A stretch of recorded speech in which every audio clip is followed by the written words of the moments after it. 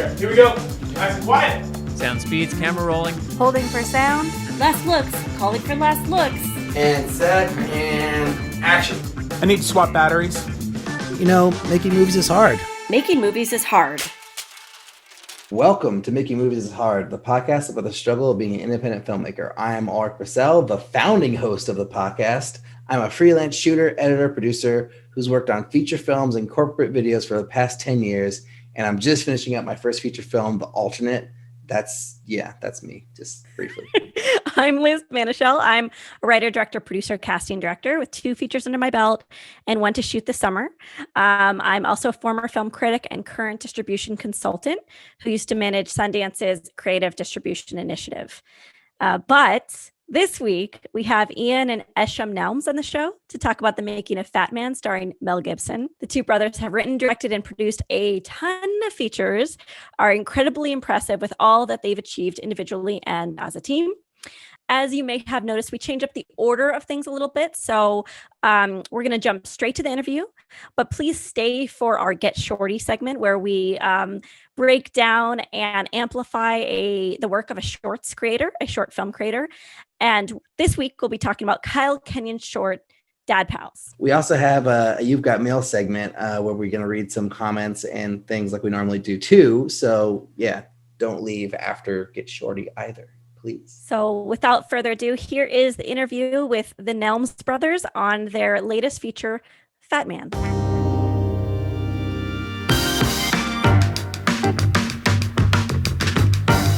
All right, so we're here with Ian and Eshom Nelms, directors of Fatman, also writers of Fatman as well. Go ahead, guys, just give us a quick elevator pitch for Fatman. For sure. So Fatman tells a story of a 12-year-old boy who gets a lump of coal in his stocking, so he hires a hitman to kill Santa Claus. It's a good pitch. How many days did you shoot the film? It was a 35-day shoot. If you can say, what was the rough budget? So the rough budget was, there's a lot that goes into this, but the rough budget was just under 10. Alrik, you were right. But that's, that's not actually how much you get to shoot your movie with. So there's some interesting calculations that happen, some finance charges, things like that. Yeah, there was, if you really want to get down to the nitty gritty of it, because when we came into it, they were like, okay, this is the budget we're going to be able to raise, because we worked with an international sales rep, and she was one of our Nadine DeBarros, from Fortitude. Fantastic. She was fantastic. But she said, hey, this is how much I think I can raise. And we're like, okay, great. We can totally do that. And then when we get down to the end of it, where we're literally about ready to start pre-production, she's like, oh, well, this is how much you really have. She's like, because there's finance charges in there, not just your loan and finance charges, but there's also the bridge loan, which has to cover, the gap before you start using your loan. And we got a little pushed into production because of some schedules. So that gap ended up going a little longer than we wanted to. So we actually lost like $2.3 million to finance charges. So really we ended up having, it was like 7.2, I think was our real amount of money that we had to make the film with. And thanks for being so transparent. Wow. Usually we get a lot of people get shy around that question and all of a sudden the line goes dead. So thanks for just answering it.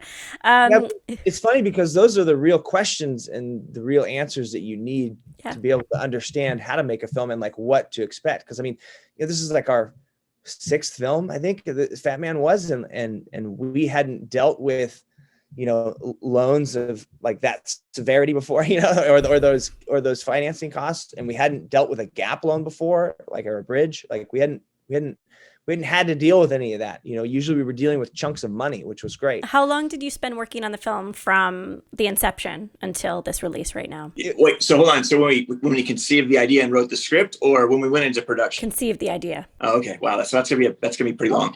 16, 17 years. Awesome.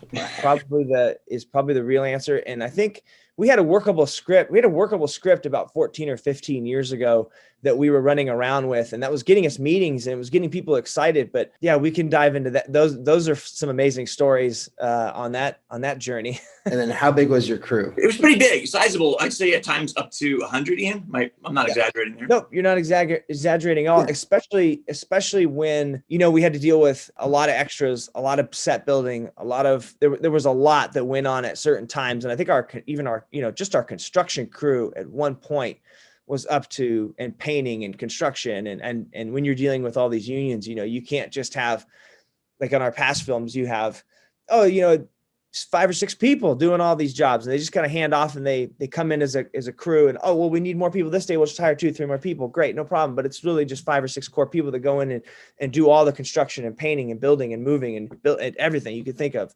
installation, tear downs. Whereas on this one, it's quite a bit more delineated, and we were dealing with every union at a certain level. And they were just like, okay, you're going to need this team, and you're going to need this team. And a lot of those teams have people leading them that don't get their hands dirty. So it's like, this guy is going to be coordinating this team, and this guy is going to be doing the logistics for this team. So now you have, and this guy's going to be doing the buying for this team. Right. So now you have 3 people who are on one team, one aspect of the construction or production or whatever, painting, whatever. Like, you have 3 people now who aren't even picking up a brush, and you're just like, holy shit, like this is going to get really heavy duty by the time we get done. I mean, a good one is when we wanted to put the "Welcome to Alaska" sign on the next to the freeway, and then we're like, hey, we just get a sign, we make it, we put it out there, and it came back to be like $7,500 or something crazy because of all the departments that it had to hand off through to get the sign placed on the side of the road, not only made through 3 or 4 different departments, but then placed through another 2 or 3 different departments. It's like working with the government. Compared to all the other projects you've made, how difficult is this one? I'd say the logistics ended up kind of taking care of itself, because you hire a guy that comes in that's in that department that says, hey, I need these 3 guys to start the department, and then we got to hire all our kind of laborers or the people that are going to be actually doing the craft, and then it just extrapolates down, and every department is kind of like that. So that wasn't that difficult. It was just surprising. But I also think like Ian and I always say this with it's just different. Every show's different. Every show is going to have its own hurdles. So I think it's the equivalent of the previous 5. Like, they're all hard. Making movies is hard. You know what I'm saying? Like, and it's just different problems on each one of them. And Ian and I have kind of distilled down our job as 50% of the job is being creative, and the other 50% of the job is just solving problems. Yeah, you end up putting out fires for half of the time. You're like, I'll get all day. Like, if you were to extrapolate it out and say, I have 24 hours to, get some rest, work on this and get this out. And literally you spend, probably 10 hours of your day, 8 to 10 hours of your day, trying to solve problems that have popped up, or problems that are in departments, or, we don't have this. We need to figure out what to do for this.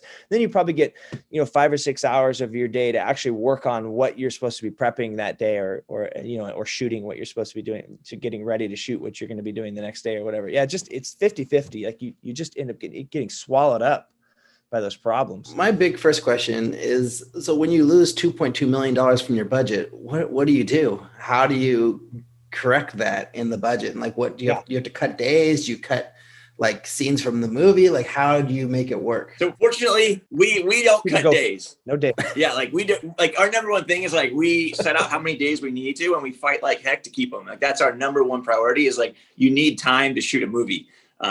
These poor folks go out and are shooting movies in 19 days. Like, I don't know how you get a quality product out of that.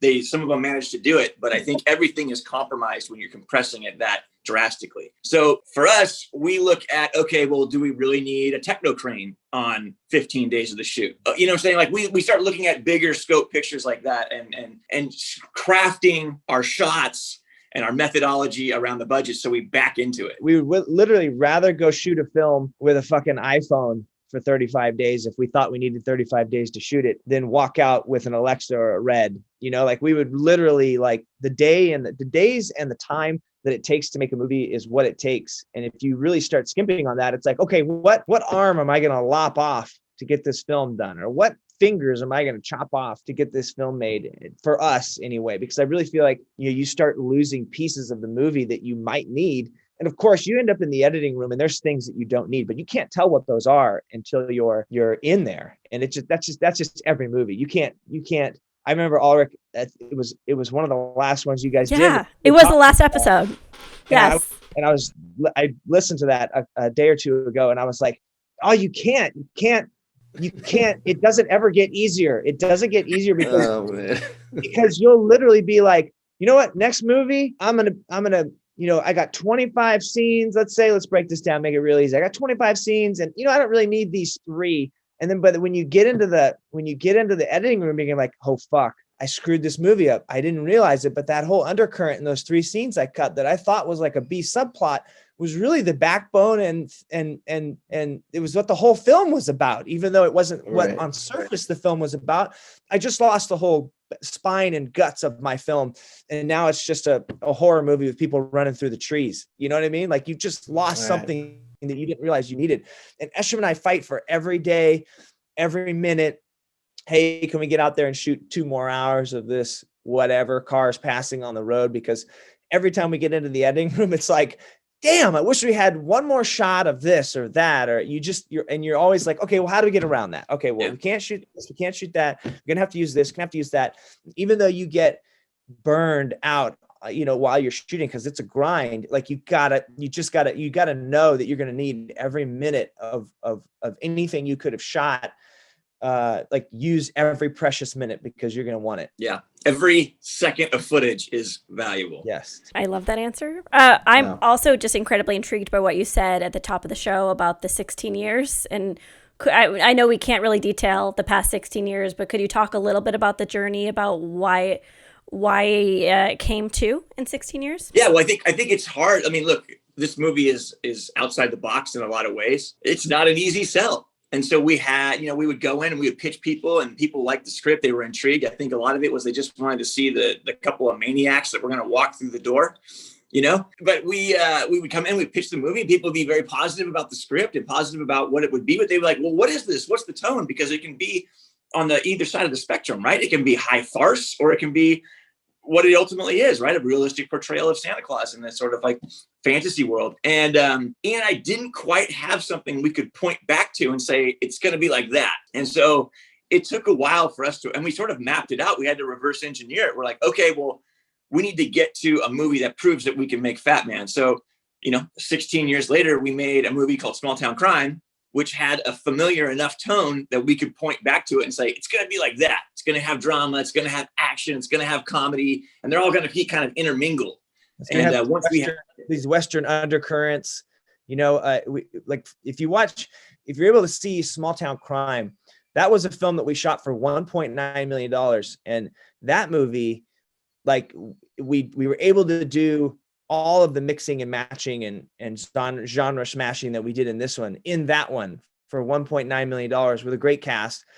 And thankfully that one got into South by and sold for what we made it for, and was a pretty big success for us. It was a pretty big success for us critically and financially. And so Saban literally stepped in on this next one and said, what do you guys want to do next? And we said, well, we've got this crazy fucking Santa movie. And they were like, okay, let us read this thing. And then they said, okay, well, what's the tone of it? And we sort of pointed back and we said, it's like this. And they said, okay, we're in 100%. And it was the same with Nadine. It was the same with DeBarros. It was the same with everybody as we went along, and a lot of the same with the actors, because they, like, when they would read it, they'd be like, oh, what is this like? You get that fire in the eye, and because it's something a little bit new. What's the tone? And like, we're playing it straight, and they're like, oh, you're playing it straight. All right. But I think there was also, there were some false starts, right? Like we get right up to the line with it, and then there'd be some like drastic, like, well, why don't we make it all about the kid? And like, it's a kid, the hitman journey to the North Pole, and it climaxes on Christmas Day, and we're like, that's just not our movie, So we had to, turn down a couple things to get to the actual realization of the movie we wanted to make. We actually set it up at a studio at one point after Small Town Crime. Same thing. We were able to use that as an example. We set it up at a studio, and they were like, yes, we're pumped about this. We liked your last film. We're really excited about this. This is a crazy movie. But again, what started coming was we love this. And then it was like, okay, let's make this with you guys. It sounds great. You guys love it. We love it. You understand what movie we're making. And then all the meetings after that, all the subsequent meetings started kind of chipping away little inches of like, well, why don't we do this? Why don't we try that? Why don't we try this? Does it have to be so bloody at the end? Like, why don't we try? They just kind of started like taking the little piss out of it, one note at a time. And finally we were just kind of like, this isn't the movie we want to make. And these aren't the actors that the actors they're suggesting aren't the actors we want to make it with. Like, I think we're going to part ways. And we literally just up and left.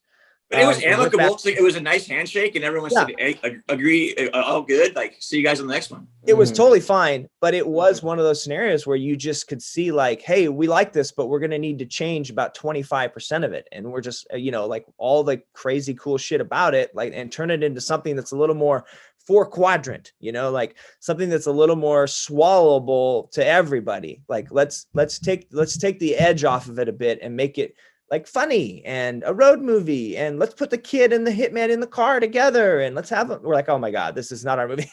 Was that hard to like walk away from a studio backing your film? Because like you could say, oh, 25% different, it's still 75% the same movie. Like, let's just do this and let's get it done and get a version of the movie out there. Like, was it hard to pull it back and be like, oh, we're gonna start all over again with someone else to just actually make the movie the way that we want to? It wasn't. It's a conversation, right? Like, Ian and I have a conversation, and there are times when you can get excited about the evolution of a movie. If you can see yourself getting excited about making that movie in a slightly different way than you had preconceived it, like, awesome, more power to you. Like, go. That's where you should be empowered to go do that and enjoy the process. But it's when it just doesn't feel like true to the movie that you want to make. And that's when and look, this is a year, this has been a long journey for us. So it wasn't that big of a deal it ultimately ended up taking another year to get it going, but it was like, okay, well, this may take another 5 years to get going, may take another 10 years to get going, but is it worth waiting that we get to realize the movie that we had in our head for 16 years? And ultimately, on this particular picture, this was the one we said, you know what, we have to make it the way we've conceived it. We need to be true to that vision.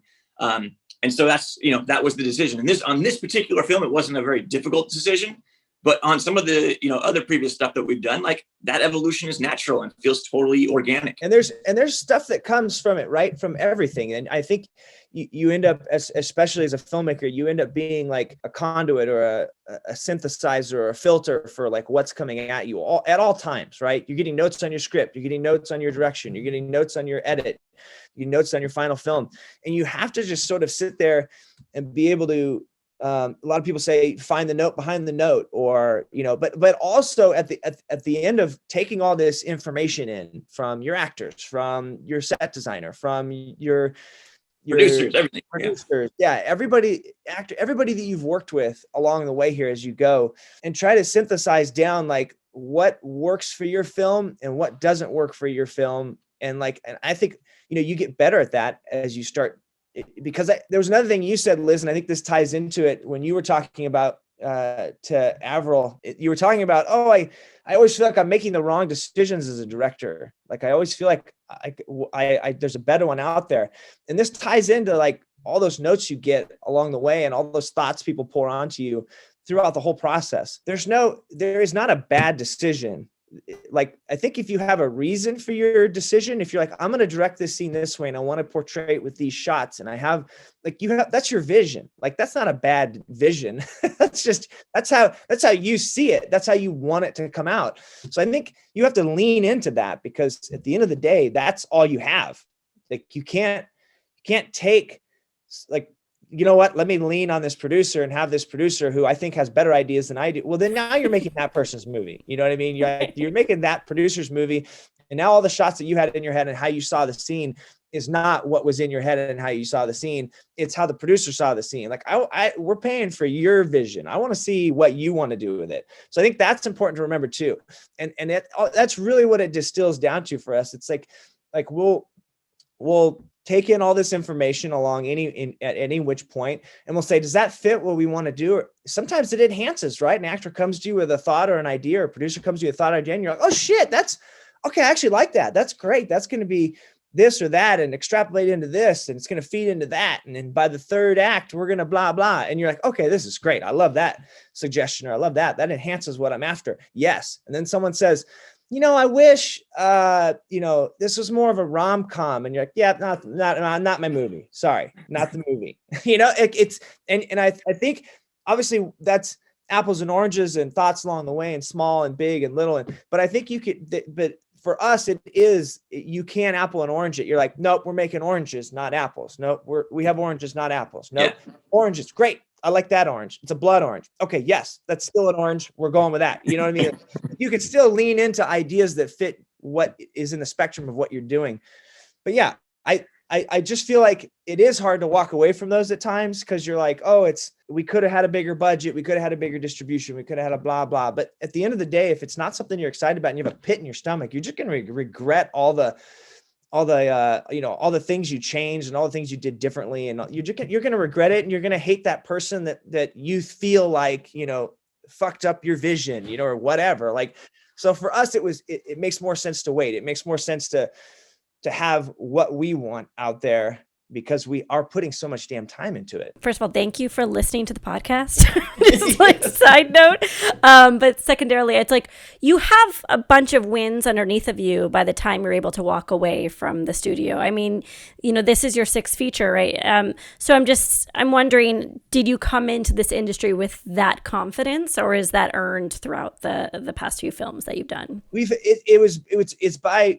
It's by the way that we came into the business, for sure. Like, we landed in 2002 in LA, and we didn't know anybody or anything. Eshom is a professional storyboard artist. So he started getting on sets and on commercials, and he started pulling me in and dragging me along to a couple of them. And then, so we would, sit there and talk as we watched them film these commercials and these ideas. And some of them were spec and cool ideas and just little stories that had a tag at the end that was a commercial. So it really was like our first, back in the 02, 03 days, 04 days, like getting those little experiences and just kind of learning like, oh, this is what a set looks like, even if it's, 10 people, like it was a little thing or something. We're just like, oh, this is kind of how stuff runs and works. But what we did have. Yeah, but we're very like DIY centric. Like, yeah. That's what I mean. And look, this is like, this is a hugely collaborative medium, and we're grateful for all of our collaborators on it. And as we've moved along and gotten more collaborators, the films have improved because of all of that journey and that process. But when Ian and I first started out in our very humble beginnings, like I got in a car wreck. I used the money to go buy the DVX 100 camera, and we just started making stuff. So that was kind of our methodology from the very beginning, was like, well, let's just make stuff. Like, if it's cheap enough, no one can stop us.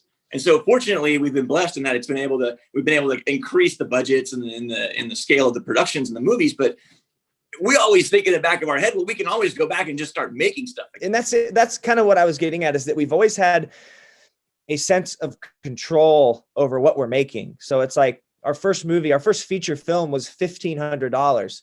That was the whole budget. And there was a 3-man crew. There's 5 actors. It was me, Eshom, and my dad. That was the crew.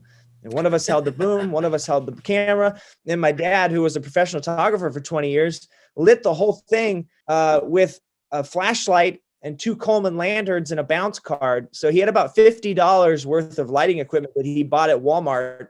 And then he lit the entire movie. And we had 15, 20 minutes of the movie that happened at night. And so he was like, well, let me light a fire and I'll put these 2 Coleman lanterns out, and then I'll bounce a flashlight with a bounce card onto the actor and kind of slowly float it as the camera moves over. And it was just Dad being, ingenious as we were shooting these things. And we had this little camera that was working, and it like this little DVX 100, like we shot that first film. Then we took it home and edited it on Esh's iMac. And we had no idea how to do that. And then I went to art school for painting and drawing, and Ian, went to school for literature, for writing. And then obviously he's an amazing wrestler. So his athletic career. And so we just grabbed the book, at that time you didn't have YouTube videos and such. So we grabbed the Final Cut Pro manual, cracked it open, started reading page 1 to 700. And then by the end of that, we were editing it. So that was just been our process the whole way. It's like, okay, now we need to author Blu-rays and DVDs. Like, let's get Encore and like figure all that out. And yeah, it was just, so that first $1,500 movie, like we finished it. We did all of our own posts, and we've worked in photography labs with our dad since we were 10. And, Eshom is actually probably better at a lot of the color and like whatnot. And he is a fine artist as well. So he took it upon himself to attack the color grading and going through the film and trying to get that dialed in, but only on, on Final Cut. It wasn't on like a wasn't even Da Vinci or something. Result. And then I took it upon myself, because he's doing that, to, on the other computer, try to figure out how to do sound mixing and editing. So I sound mixed the entire thing. And then we were just each other's critics. It was like, oh, how does this look? Oh yeah, that matches good. And how's this sound? Well, it sounds like shit. Okay, let me get back in there and start messing with it again and try to figure it out. And so that little film, that $1,500 film, got into half a dozen film festivals. And it was like, Palm Beach International Film Festival. There was like some digital film festival in LA that we got into that was cool. Just little film festivals like that. And it really opened our eyes, and we actually got to see it in theaters with a real audience. And we were just like giddy little schoolgirls sitting down there giggling, listening to people and watch the movie and like, oh my God, can you believe they're laughing at this part? Like, it was just so fun. There was like 50 people in a 300-seat theater, and we couldn't believe that there was even one person there to watch this thing. And people had a good time at it. And then we got the bug after that. It was just, we were, if we weren't hooked before, we were so hooked after that. We were just like, okay, we got to do another one, and we went out and made another one for $5,000. And that one won all those film festivals, and won a big award at Santa Barbara. And and from there we got a bunch of reps, and we were like, okay, shit, okay, we're rolling now. And then there's a whole adventure that comes off of that. But I think just having the control up front and realizing, okay, we have enough of an idea of a lot of these jobs that it takes to make a film. Now, when we go to make a bigger film and we have folks doing those jobs, it definitely makes the language a lot easier. We're like, oh, hey, well, what if we try this and that, or if we're not happy with something? But usually, the people we're working with in the last two films have just been incredible. They are people that are better at those jobs than us, which has just been amazing. They're like, try this. We're like, oh shit, wow, that was amazing. Just to go into that story a little bit, like I see you did your 2 first features, and then you did like 4 shorts, and then you did your 3rd feature. So I'm just curious, like, why did you do those 4 shorts? Was there a reason behind that? Did they just happen naturally, or what was that? There's a couple of reasons. Number one is, as soon as we got representation at that time, they said, okay, stop screwing around with these little movies. The next movie you make is going to be millions of dollars. So stop writing these little movies and start writing bigger scripts. And so Ian and I got behind the keyboards and hammered away for several years. But we were also dissatisfied with the look of our films. We wanted to try to transcend what we had done. So those short films were us experimenting with lighting techniques and building our kit and trying to do more with the lighting and the presentation of the material. So that was sort of our building years. Those few years was like, yes, we didn't get to make a feature film, but we got drastically better as writers. And then we also improved the look of our film. We met our DP, Johnny Durango, during that time, and he helped us with a couple of those shorts. And that was, the beginning of our future collaboration, which we've done 4 pictures with him now.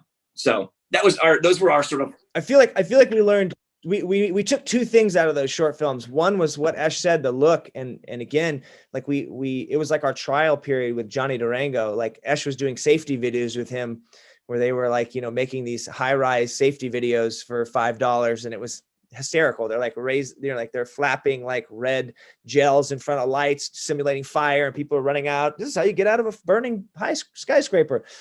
And it was like Esh was carrying, stingers and getting people coffee. Yeah. And he was talking to the DP of those, Johnny, and he was like, hey man, we're making movies too. And Johnny was like, all right, well, let me watch one of them. So he sat down and watched our films, and he's like, what, the first one he watched Squirrel Trap, and he was like, that was our first movie. He's like, all right, yeah, good try, good work. The second one that won a lot of awards, he watched and he goes, what's wrong with this movie? We're all, what? He's like, I'm not shooting it. He's like, why don't you guys have a DP? You got to improve the look of this thing. And we're like, shit, like, that's a great idea. He was like, I'd love to start shooting these things with you guys.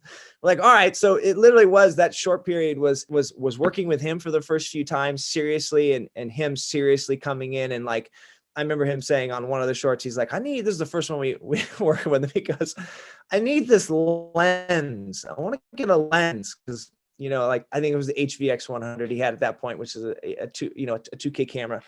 it still had like a fixed lens. He's like, or it still had. But like he wanted the a lens base adapter to in it. give us better depth of field. Thank you. And he was like, we need more depth of field. We need this. It's got to look more cinematic. And we're like, hey, you don't really need that, do you? Like, that's going to cost us $100, man. You know, we were like, so cheap. But he convinced us to get one lens for this short. And man, that stupid lens and his lighting techniques, like, we were like, oh my God, this looks like, you know, we're shooting for HBO or something. Like, this looks like a legit movie and like a legit TV show. Like, it looks legit. And he's like, yeah, that's what happens when you get a lens and a lighting kit. But we still made Johnny like go to Home Depot and like figure out like creative things to do for the slider and stuff like that. We're like, oh no, man, we got the lens. Like, we can't afford those tripods. We got to go to Home Depot and get like, I don't know what we got, pipe or something out of there. It was funny. Yeah, That's hilarious. and we were poor as hell, you know, we had hundreds of dollars to make these shorts with. So it was like $100 for a lens, you know, now you've upped the budget 1/10 or, you know, 1/8. Like, are you crazy? So it was, yeah, that, and the other thing we learned is we were really trying to pay attention to, like, probably the best example I can give is like the Duplass brothers had this, like, puffy chair came out at the same time as Night of the Dog. And we were kind of mentioned in the same circles as them at some points with Night of the Dog. And I remember we got the DVD and we watched it and we're like, oh man, I really like this movie. And then they had these little shorts attached to it. And one of them was, what is it, Ash? It's like a 20-minute short. I can't remember. It'll come to me. It's called the conversation or something like that. Is this the voicemail one? No, that's the intervention Dan or whatever it is. It's the one where one of the guys comes out during it. It's the intervention. I think it's called the intervention. There you go. And it's such a brilliant short film. And it's just tacked onto this DVD with Puffy Chair. And I think the same year, which, I mean, who knows it until you go to IMDb and start looking at what that movie, because we're like, wow, intervention, that short was incredible. And then we start kind of diving into it, and they won Berlin with that short film, like the same year, or the same year as Puffy Chair, the year after Puffy Chair. We were just like, what? Like, you gotta be kidding me. But it was like a 20-minute short where it felt so not like acting. It felt like they were shooting a documentary. It was so casual. And we were like, what are they doing?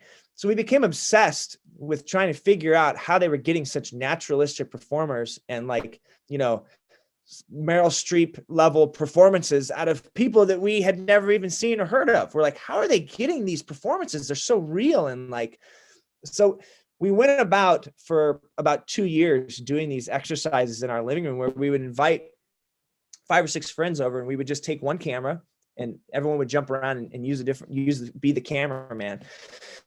And we would do these little scenarios where we would shoot kind of improv things, but you like write a scenario down, stick it in a hat, and then you draw the scenario out, and you're like, okay, Billy lost his bike and he crashed his bike or whatever. You know, you have these scenarios built out and everyone kind of has a character. It's like playing a game of Clue or something.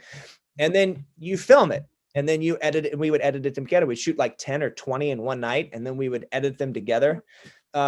And it taught us a ton. It taught us acting wise, because you're improvising the whole thing. And all you know as the actor in the scene is that you're the guy who ran over the kid on the bike. So you're just like quiet the whole time. And all these people are talking, well, who did it? Who hit him? Who hit him? And you're just like, oh, fuck, like, it's me. I'm the asshole. And that's reading. And, you know, you're like, all of a sudden we're panning around, and then like you're seeing people's faces, and like the cameraman has an idea of like what the scenario is and who's who, but the actor. But he's also figuring it out. Like, the camera guy's figuring it out in real time too. So everything is really naturalistic and organic. And so you're like, what? And then you're whipping over here to somebody else, and it has such a wonderful feel to it. Like, we were bringing a lot of non-actors to these things and getting incredible performances. Not every beat was incredible, but we would edit in the most incredible beats, and some of those went into like LA Short Film Festival. Like, we edited those together and shot them in a night and edited them together the next day. And we submitted a couple to film festivals that we thought had done well. And they got into a couple film festivals. Like, it was hilarious to like see those exercises, like, and to see what we were able to pull out of those performances with just one camera, and how we were able to cut an entire short film together. And we got better at shooting them. We're like, I need this person just sitting here. We'd shoot people just sitting there like this, you know, and then you could cut to that no matter what anybody was saying. And we got really good at jumping around and using whatever footage we had to create a a scene out of it as well. So we were in those like 3 years that we were just shooting shorts and writing our asses off. And we had a lot of really close calls. Again, we wrote, we had Fatman. We were trying to get up to Fatman from those 2 no budget shorts. And we wrote 2 more movies. One of those was Small Town Crime, and in that interim, and we still couldn't get those made. And we would get into so many meetings with huge actors, like, huge studios, huge production companies. And they would always be like, these are great. Someone's going to make these. And we were like, us, we want to make them. We're right here, guys. We can do it. Put me in, coach. Jesus, put me in. And they just wouldn't put us in. We couldn't get past that little hump. And we were just like, okay. We got so pissed after like 4 years of writing. We were just 5 or 6 years. Was it that long? It was. We didn't like shoot our next. It was 2005 to it was 6 years from 2005 when we did Night of the Dog to Lost 11. On Purpose. It was 6 years, and we had been writing our asses off and trying to break into the business and do it, the correct way or whatever, the way that our reps, and we were the Big Four, and we had a huge management company, and we had a lawyer, a big ass lawyer. We had everybody. We were teamed up to the teeth. So it wasn't like we weren't, getting opportunity or being put in the right room, but we didn't have the experience, and we couldn't point back to that movie that had won Sundance or whatever that was like, oh yeah, like, or that movie that had gotten into any, massive film festival, that A-tier film festival that was going to kick us over. So they were like, I would say that's a big misperception too. It's like, you think, oh, when I get the team and all the the representation, that it's like it's the silver bullet. It's going to solve all the problems. Maybe for some, but it wasn't for us. That wasn't the solution for us. Yeah. And although in those 6 years or 5 years, we got a lot better at writing, a lot better at directing, a lot better at getting performances out of actors, and we got a lot, like, again, it just reinforced, like, for those 5 years that we were shooting what we wanted and having complete control over everything we were doing. Like, it just reinforced, like, our opinion about what we wanted to see, like, we just got more experience, and we got more opinionated, or more, set in our ways of like, well, this is how I think it should be. And we weren't easily swayed or easily pushed off of our pedestal of what we thought we wanted to see or how we wanted it to be done. So when we got Lost on Purpose, we said, fuck this. We're going to write something that no one can stop us again. What level do you think we can do it at? And when you say we got Lost on Purpose, like, we conceived Lost on Purpose, because that was the original script that we wrote, and we're like, okay, let's make something that no one can stop us. And yeah. Ian did swimming lessons for young kids for many, many years around LA, and he had scraped together like 40 or 50 grand. Yeah. It was the culmination of like 8 years of being in town and teaching these swim lessons and having my own business at this point. And I had scraped together 50 grand. And instead of, putting the down on the house or I said, I'm making a movie. So we went and put $50,000 on Lost on Purpose. And we said, if this is all the money that we have to make this movie, it'll be the most times 10 that we've ever had to make a movie, and we'll make it for 50 grand. Screw it. We're going. And then we said, but we're going to try to get to 200 grand, because I think that's really what the threshold is for making this the movie that we want. I think that really is kind of the bottom line of what we would need to make what we want, but we'll figure it out. And so that's how we started. We got the 50 grand, and then we went to people and said, hey, we've already raised 50 grand. So, I mean, we're a fourth of the way there, even though it was all our own money. And we started seesawing actors and money at that point. Yeah. And then I remember Johnny Durango came in, who came on as a producer at that point, and he raised another 90,000 for us to make the movie. So now we had, 140, and then some friends kicked in, and it was great. Honestly, like, everyone came together. We were calling in everything that we had done over the last 6 years to help anybody else out at that point, whether that be, actors or crew or whatever it was. We're like, hey, we're going to go out and like make this shot at it. Are you up for it? And a lot of people came out and helped. It was a blessing. For us, we knew that this was like a big shot for us, and if we were going to raise 200 grand, and like the first person we got in was James Lafferty, and he was like on his 8th season of One Tree Hill at that point. And we just shared a management company. And for years we had been reading his scripts, because he's actually like an incredibly talented writer. As now people can see from his show, Everybody's Doing Great. You can see how talented the guy is, but because that's he and Stephen Coletti's, brainchild.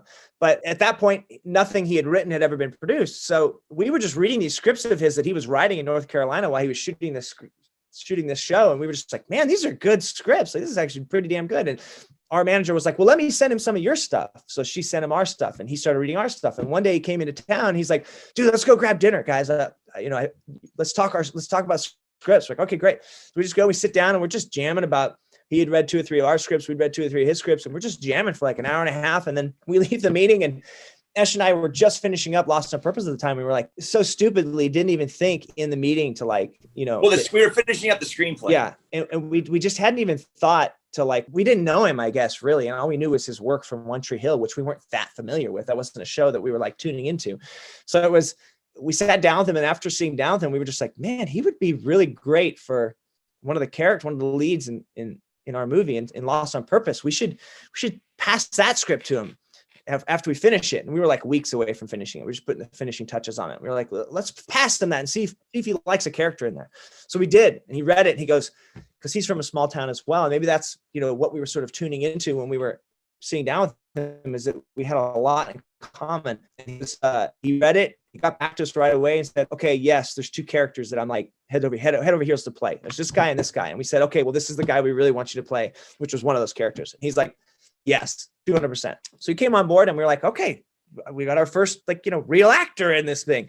And then from there, it was like, we started going out to other places and saying, we've got this guy attached. We have, half our money or whatever, and then we would go out to financiers, and financiers means friends and family, and say, hey, would you put, $5,000 into this? We're trying to get to $200,000. And that's what we did, $5,000 at a time. Some people came in with 10, some maniacs would come in with 20. If they were rolling at the time, but it was just friends and family coming in and putting money in. And like Ash said, Johnny came in and said, you know what, like I've got some people that I think can help us with this. Let me go out to them. And he did, and they did. And he basically raised half the money. We raised half the money, and we went out and shot that sucker. And that movie, Lost on Purpose, was amazing because for 2 reasons. Like it looked like a real movie. Finally, it didn't look like we were running around ragtag, with a couple $1,000s. It looked like we had $1 million or $2 million and we shot a real movie, and we had actors, names and faces that you could recognize. It wasn't just Eshom and, 4 or 5 of our filmmaker friends running around doing the acting. It was like professional actors, and they were doing a hell of a job. Like they gave some incredible performances. And so we went around with that and won about 20 film festivals. But again, no Sundance, no South by. It was a lot of those B-plussers, those films, those, and it wasn't even stuff like the Florida Film Festival, which is a great film. We couldn't even get into that film festival. Where did you guys premiere with the film? Where did we premiere? Was it Palm Beach? No, was it? Probably. I can't remember. I cannot remember. I can't recall. It was, where did we premiere? It wasn't anywhere big, Alrik. It wasn't like, oh, wow, you premiered at Cleveland. Even that would have been a fucking massive premiere for us. It would have been like, fucking Cleveland said, yes, that's one of the top film festivals in the country, or whatever. Like, it was like Palm Beach, and I can't even remember if did we play Woodstock with it? Maybe it was Woodstock. Yeah. I would like to say Woodstock is a fantastic film festival, I love that. And I will just want to primp it up a little bit. Wonderful Woodstock Film Festival. We love that film festival. Not only did we go We've there, been there a couple of times. Yeah, it's been a great time. There with Waffle Street, which was our next film, and we actually won an award there for that one. That was awesome. Like it was, but I will say, you go to the Woodstock Film Festival, you're not getting calls from Miramax and Focus saying, "Holy shit, I got to see your movie." We weren't getting those calls. It's a great film festival to have on your resume or your pedigree for the film or whatever. It's great. People are like, "Oh yeah, Woodstock's great. They're legit." It's not a market. Yes, right. Exactly. I think that's the great way to put it. We got into no markets, sadly, but we had a blast, and we won about 20 awards at these film festivals. And on that film festival circuit, this producer was like, "Hey, how did you guys make that film? And how much did you make it for? And how the hell did you get those actors for that amount of money?" And we just kind of sat down with them and said, "Hey, well, this is what we did." And they said, "Well, I've got the rights to this book, and I've got $500,000. They're like, "We've been at like Brett Ratner's company," which was okay to be at Brett Ratner's company at that point. "And I've been at Tyler Perry's company, and I've been at this company, I've been at that company, and we've been developing this movie, this book that I have the rights to. We've been developing this for like 2 or 3 years, and we just can't quite. It's now developed into a $20 million rom-com, and we can't quite. It's just not going. It's not going anywhere, and I feel like I'm stuck, and I don't know what to do." And so we said, "Okay, well, let us read the book and let us read your script." And her name was Autumn McAlpin. And so we read Autumn's script, which, yes, was a $20 million rom-com. And it was, and she'd done a fine job. The script was good. We were just like, but you couldn't make it for $500,000. You couldn't get anywhere near it for $500,000. So we were like, we read the book. She's all, look, I've done probably 25 drafts of this thing from start to finish. She's like, and I am in the forest for the trees. Like, I can't see it. We're like, okay. She's like, I don't know how to bring this down to $500,000. And she's like, and at that point she's now made a couple of features of her own, but she hadn't made a feature and she wasn't quite sure, like, what is all this going to cost, So we said, okay, we read the book, read a script, and we said, okay, here's what we would do. We would kind of take it back a little bit towards the book, because the book is a little more anecdotal, and and a lot of it takes place in a restaurant. So Eshom and I are just like, okay, well, what locations do we really need to pull this off and to get the essence and the vibe of this film? And get the most out of it without doing a $20 million rom-com version of it. And so we just pitched her what we would do and how we would write it and how we would rewrite it. And we would use a lot of the same things she did in the script, because she had like I said, the book was a little more anecdotal, and she had built these 2 or 3 themes throughout it that worked really well. And we were like, well, hey, here's what we would do. We kind of slim it down, keep these 2 or 3 spines you have going through it to tie everything together. And they said, that's great. She and these other 2 producers, that's great. Okay. We like that. And we're like, and we will write it and make it. We'll write it for free if you promise us that we'll make it. And cause that was the thing. If we're going to start chewing up into that $500,000, like Eshom and I are already like, okay, well, this is going to be really difficult to make this movie for anything less than that. So we were just like, look, we'll write it, but you got to make it. And they said yes to that. And literally, we started writing, we finished the script in like 3 months. And then we started going out to talent after that. And then 3 months later, we were in Utah, doing pre-production, and we had Danny Glover and James Lafferty starring in the damn thing. And we were just like, yes, like, this is movie making. Like, this is how you turn something around. We were pumped, and we've never had anything go smoothly. Did it stay the same? Did it stay at 500, or did you guys get it higher once you start taking it out? I mean, that's one of the great things that happened, is that, like, when Danny Glover came on, like, people started running their numbers again, and they said, okay, well, hey, we can actually go up to 800,000. So we ended up being at like 800,000. But again, everybody was well aware that the scope of the film was the scope of the film, and there was no, Eshom and I lost money making the movie, but everybody did. The producers didn't take any money. We took like $5,000 or something. You know what I mean? It was like, it wasn't even going to cover the rent. Yeah, we took enough to cover the rent, but we knew that, like, the whole point of doing the movie was to take a step up and to move into that sort of, another calling card that's going to help us out.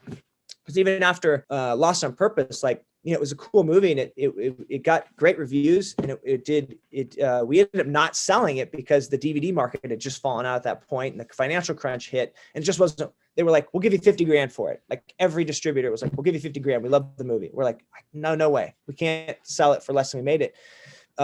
So we kept it. We still have the rights to it, and we did our own self-distribution and did a Kickstarter for it, which worked out better than anything they could have offered us at the time. But that's a whole nother diatribe, a whole nother regression. Wow. But when it went up to 800 when we got Danny on board.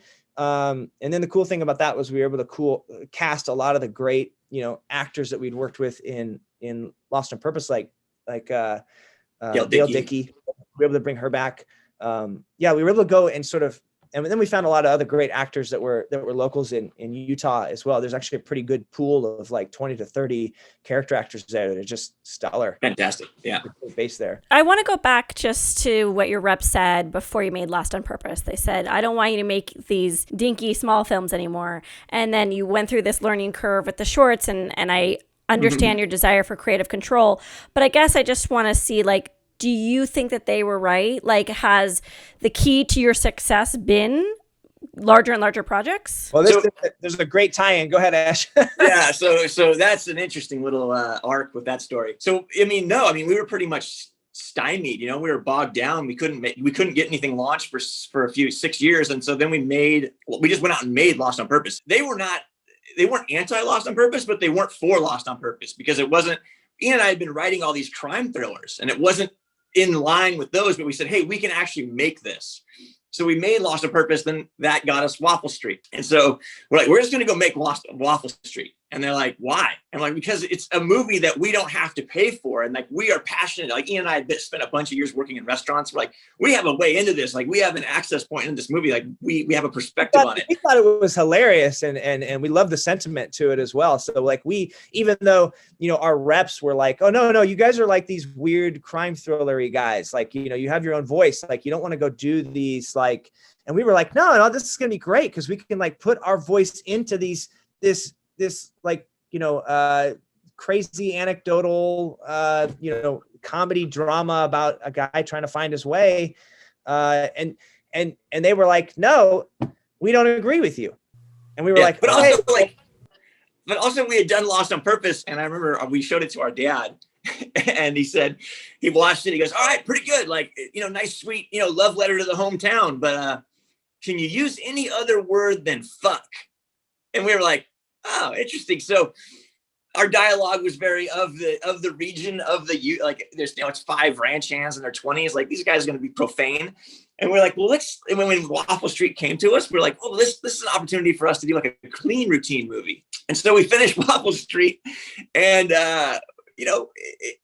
we show it to the reps and they look at us and they shake our hands. They go, I think we need to part ways. Wow.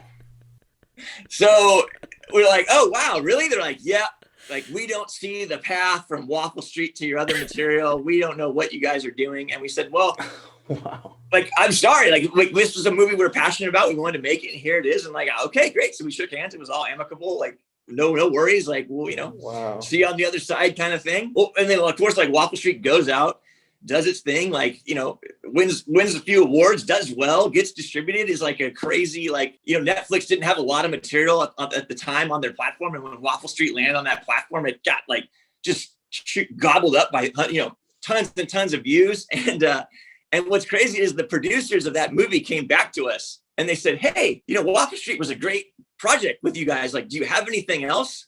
And mind you, our reps have just canned us because they thought Waffle Street was so far off the beaten path of where we were going that. And then we said, well, we've got some crime thrillers, but they're nothing like Waffle Street. And they're like, well, let us read those. And we handed it to them. They go, we got like $2 million. And we're like, great. So we pulled out Small Town Crime, handed it to them. They went home, read it.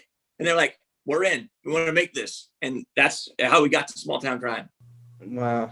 And then do you go get new reps at this point, or do you just go without reps for a while? We went without reps for a while. Yeah. We were like, you know what? I think we need a break from reps. So we just, the one thing I think that we learned from that first round with reps is that, and it's something that we've got great reps now. And it's something that those reps have even echoed that we're now hearing. And we're like, oh, I get it now. Those people weren't a great fit for us. And we were pumped to have these reps that were at like a Big Four and a huge management company and a huge ass lawyer. But at the end of the day, even though we were signed up with them, it was really just a weird hip pocketing situation in that we would go work our asses off and try to get stuff going. And they would kind of swing in to paper the deal, or, you know what I mean? It wasn't like they were hustling a business for us for the most part. But I also don't want to disparage that in any way, shape, or form. Like that's on us. Like we weren't steering them in the right direction. We didn't understand how to collaborate with our reps properly at that time. And that's what I mean by when we're talking to our reps now, we're realizing that we were at fault because we would go and just start working our asses off, and we would never call these people and say, this is what we're doing. This is what we're thinking. This is how we're going to get BC. Here's the game plan. We would just start moving. And then we'd call these people 3 months later and be like, here's what we're doing. And they're like, well, why are you doing that? Like, what are you guys doing? Like, what have you been doing? And we're just like, well, here's what we've been doing. And here's what we're doing. And they're like, yeah, and then we'd go off for 3 more months and we'd go off on another, we would just keep working and keep working and keep working. And doing shit and trying to get stuff set up, but we were not communicating at all with these reps, and they weren't communicating with us. And at the end of the day, it was just a big miscommunication, and we weren't a great fit for each other.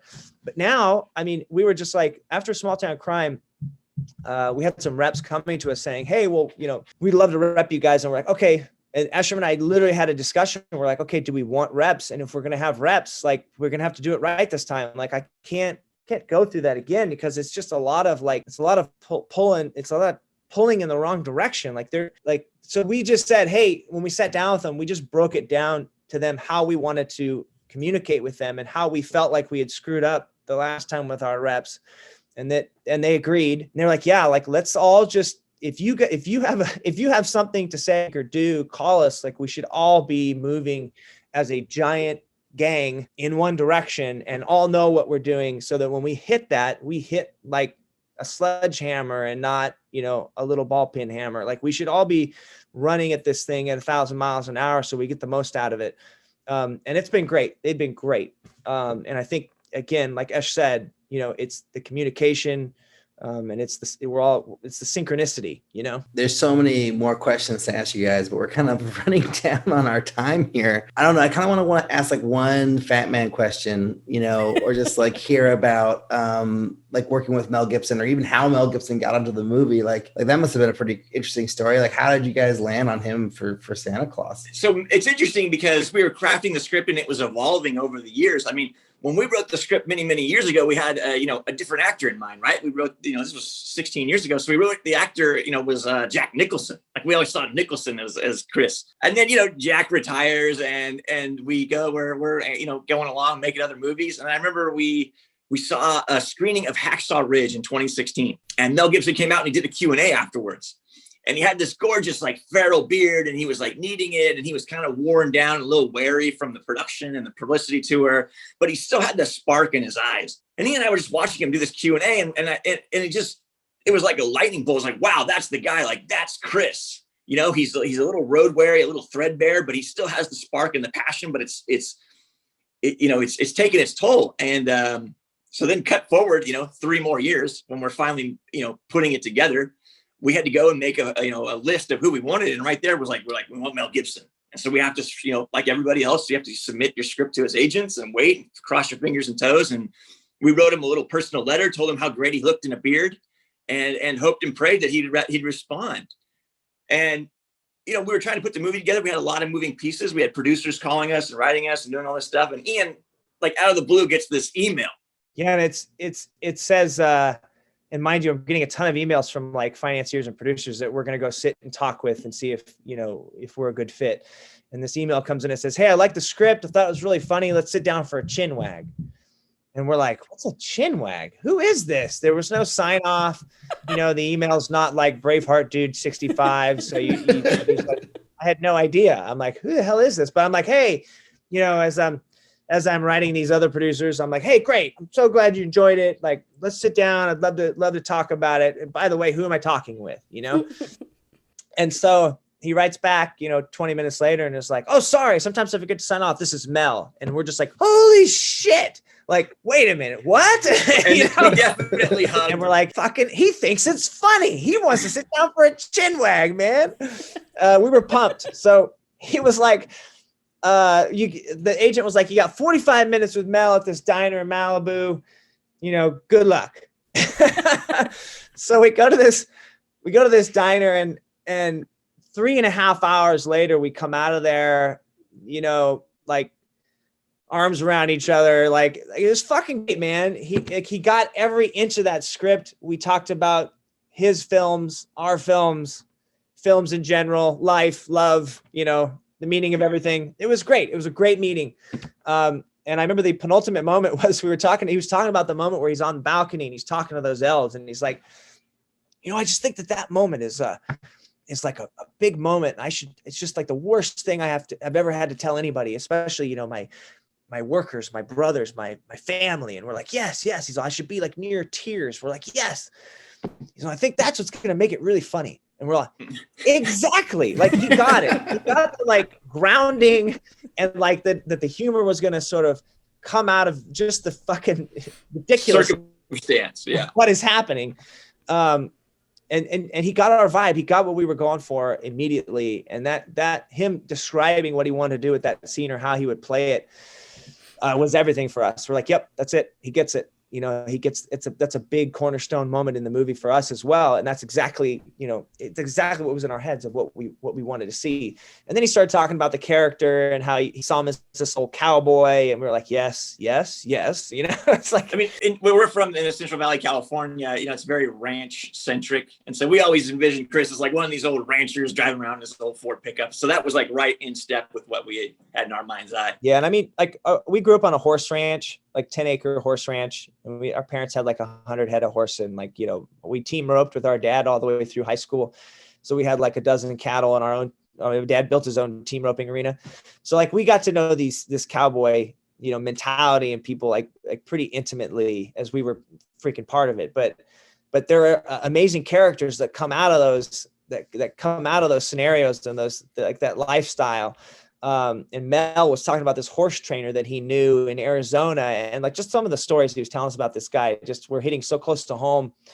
And what he put into that character, he got it, man. He just got it. And, all the way as specific to a damn horse trainer in Arizona that he was pulling, some of his nuance from.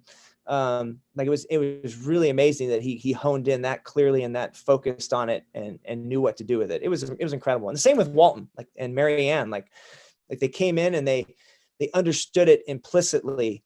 And that's why their chemistry, and that's why they're so damn good in those roles. Like they're just really skilled people.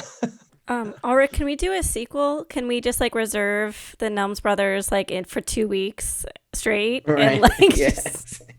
We'll do volumes. We'll take a little QC homage there. We should, because there's so many more questions to ask and so much more to get out. Liz, do you have one more question you want to ask before we get to the final five? No, because if I do, it'll just sprout out 7 more. I'm trying to curb myself right now a little bit. The other thing I'm dying to know across your whole legacy of filmmaking is, at what point did you become full-time filmmakers and you didn't have to work day jobs anymore? And has it happened yet? Or and if so, when did it happen? So when we did Small Town Crime, here's just to give you an idea. We did Small Town Crime again, we're put it on the screen type of filmmakers. And fuck it. I'll work a day job, man. I don't care. As long as I get to do what I want to do. So when we did Small Town Crime, I think we were paid $10,000 a piece. Whole thing. Sold the script for $100. But what was important was that we knew we were making something that was going to open up more of our catalog. You know what I mean? More scripts that we had. We have 2 or 3 more scripts that we think are equally as fun and awesome and in that vein that we want to get to. So when we did it for nothing. And we even had to give away a lot of points because we pulled in a hell of a stable of actors. And when you don't have money to pay actors, you have to pay them with something.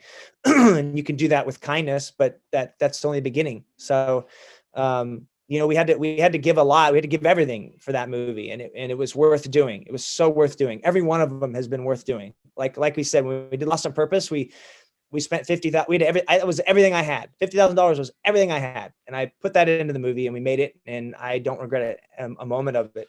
When we did Waffle Street, like I said, we did it for $5,000 a piece or something like that. And mind you, we're producing, writing, directing, editing. We're doing everything. So that takes up an entire year of your life. You don't get to you don't work a day job very easily when you're doing that. So like I said, I had this swim business, still have it. And you can go, I can make my own hours. So we'll work, Eshom and I will work most of the day. We'll try to spend doing film stuff, but if we'll carve out 5-6 hours to go do the day job at times to go pay the cashola. I've got 2 kids, a third on the way. Yeah. I think that's relative, right? Can you live off of it, right? Because Ian's got a family and a mortgage and all kinds of car payments and things like that. So he needs, his burn is bigger, So, but I think from taking it on the chin on Small Town like that, in a sense, turned us pro in a way, because we got hired for writing jobs after that. That one sort of made it to where we could make a living off of making movies. Now that doesn't mean we don't also have other things that we do. Yeah. We'll make money writing. We'll make money, when a project rolls in, like with Fatman, like that was a bigger budget, and obviously we were WGA, so we got a WGA minimum at least on that one, and we were paid, similarly, not DGA, but similarly to like what we made for writing, we made for directing it. So we made enough to get through. For me, it was enough to get through like a year and a half of my burn, and for Eshom, because he doesn't have kids, he lives a pretty Zen lifestyle with he and his special lady. They don't have a big burn. So he spends, he's a little more than what we used to spend when we were down and out and poor. It's like the $1,500 to $2,000 a month burn, but he's a little more than that. But if he wanted to really suck it up and go lean, like he could, I can't go that lean anymore. I've got dependents. Wow. So you're like closer to living fully off of filmmaking, but you're not quite there. Yeah. Well, I think the crazy thing about independent film is that there's no real, you kind of cap out around $10 or $15 million budget wise for an independent film. That's kind of like, it doesn't get any bigger than that really, because there's just too much risk for the amount people are putting in. If you don't have everything kind of locked up and you're at a studio and you're in 1,500 theaters at least, and you're this or that or whatever, like people that put that kind of money in would rather go put their money into a studio film slate. You know what I mean? They don't want to put it into a $30 million independent film that may not even get a distributor. They're just like, fuck you. I'm going to go over here and I'm going to be at Netflix, or I'm going to be at this place. I'm going to be over here at Lionsgate, or I'm like, they want more, they want to be more risk averse, which is smart. But with you kind of cap out at like where Fatman was. You can get a little bit more, but you can't really go too much higher because it's just too much risk. So like, I mean, those are the things we're weighing, right? I mean, we could have made a studio film with Fatman, but we were going to have to really make some concessions. And that was what we had to weigh. It was like, okay, we're going to be DGA, WGA, and the editors union and the painters union. And we're being 55 unions, and we'll be making plenty of money and have all our healthcare and everything paid for. And you're not going to get the movie you want. Or you can take it slightly on the chin and continue to try to take the sort of artist's way, right? It's like, okay, like I want to make the movie that I want to make rather than make a living. I do think though it's moving in the right direction. They're coming together. They are certainly coming together, because we'll get writing gigs out of movies that we make. They're like, oh, I love that movie. Will you guys take a look at this? And of course there's WGA minimums to that. And so you make some chunks there, but it's nothing like, oh yeah, great, we're done. I've got the money in the bank and I'm going to be blinging and pinky ringing all the way to my next film. It's just where I can wait 2 years or whatever, you're constantly like, shit, like I've got about 6 months to get either another writing gig or this other film that we want off the ground, or shit, I'm back in a swimming pool for a couple months while we continue to work on honing some of that stuff. So, and there's no shame in that. There's no shame in that, because we've made choices, and we've all made choices. It's like, at a certain point you can start getting a kind of a certain level of job. And if you don't want to compromise, then you have to compromise elsewhere. Yeah. But I also think, look, Ian and I are up for bigger jobs, and we just have to make sure that we're creatively aligned with them. That's really all it is. Like, we're up to do bigger projects. It's great. And hopefully those all come together. But at the same time, like we're good. Like, this is a path that we've been doing for a long time, and it's sustainable, and we can keep doing it. We don't mind the grind. Well, considering that, let's move to the final 5 questions. And just side note, Ian, I'll probably hire you if you can give my 2-year-old swim lessons. So I'll do my part if that works for you. So question 1 is, what's the first film y'all ever made, and how do you feel about it now? Short or feature, or does it matter? Whatever you want to talk about. I think we got to go with a feature, right? Like, there's nothing wrong with a short film, but I think the first one is Squirrel Trap, and we learned a lot on that movie. Like, we got ground up on that movie. I would say they're all a grind, but that one in particular, because we literally shot the movie in 7 days, and it was some compromises. But what would I say to myself now, sort of looking back kind of vibe? Is that what you want? Or just how do you feel about it? I love it, man. I thought we did a good job for $1,500 in 7 days. And I love all in the woods. In the woods. I love all the people that we worked on with that in that movie. Some of them have gone on to do great things, and it's awesome. I have nothing but fond, hard grinding memories from that movie and the people that we made it with. Yep. Ditto. And what's the best filmmaking advice you've ever received? I think it comes through in a lot of things, but I think the best filmmaking advice we got was, and we sort of like all landed there, is just keep making stuff. You know, that's really it. It's just never, whatever you have at your disposal, make stuff, and the fruits of that labor will beget more. And I think there's a lot of great examples of that, right? And on different sides of the spectrum. You have people like Joe Swanberg, who, I mean, there's times I think where that guy literally falls out of bed and produces a feature film. You know what I mean? Like, the guy wakes up in the morning, says, you know what, I think I'm going to shoot for 4 hours, and I'm going to have a film that gets into Sundance or some Toronto or some shit by the end of the day. And he does it. Like, not us. That's not how we work. It takes 6 months, 8 months to write a script that we're excited about, and then head out to start making something, or to start on that journey of trying to get it made. And then there's people like, I was just listening to this podcast by Indie Hustle, Alex Ferreira, and he was talking to Albert Hughes, and it's an incredible episode, by the way. I think you guys are fans of that. I think you guys have mentioned it. We like Alex, before. Yeah.